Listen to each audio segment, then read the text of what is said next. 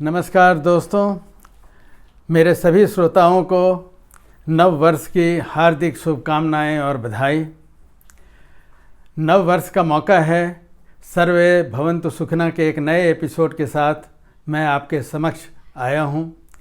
दोस्तों, मैं सोचता रहा कि इस अंक में मैं किस विषय की चर्चा आप लोगों के समक्ष करूं। नव वर्ष की एक परिपाटी होती है।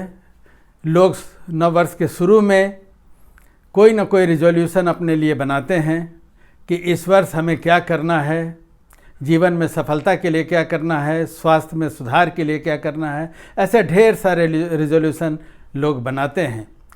किंतु दोस्तों, मैंने देखा है और मेरा मानना है कि ये रिजोल्यूशन ज़्यादा दिन चलते नहीं। अक्सर कुछ समय के बाद वो गुम हो जाते हैं। इन सब के विषय में सोचता हुआ मैंने सोचा कि आज जो मैं चर्चा करूं वो मन की बात करूं। घबराइए नहीं दोस्तों, मैं अपने मन की बात नहीं करना चाहता, मैं सबों के मन की बात करना चाहता हूं। एक बार की बात है, किसी ने एक स्वामी जी से पूछा कि संसार में सबसे कठिन कार्य क्या है।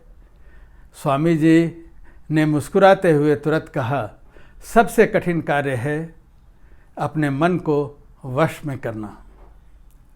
शायद ठीक ही कहा उन्होंने, क्योंकि रावण के विषय में कौन नहीं जानता।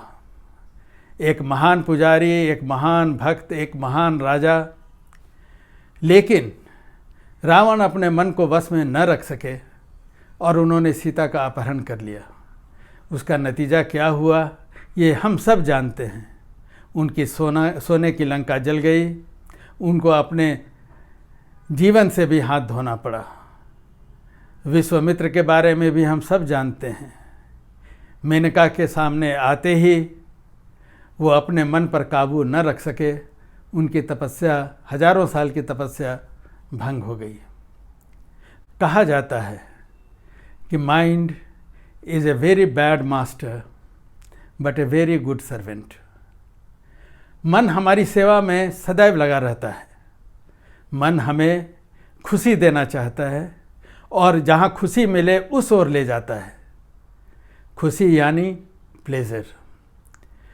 प्लेज़र ज़रूर दिलाता है, लेकिन दोस्तों हम सब जानते हैं कि प्लेज़र हमेशा ही क्षणिक होता है। प्लेज़र ज़्यादा दिन लास्ट नहीं करता। हमें चाहिए आंतरिक खुशी, इंटरनल हैप्पीनेस। और इसीलिए एक दूसरे तरीके के प्रयास की आवश्यकता होती है, क्योंकि मन तो एक पागल हाथी की तरह है।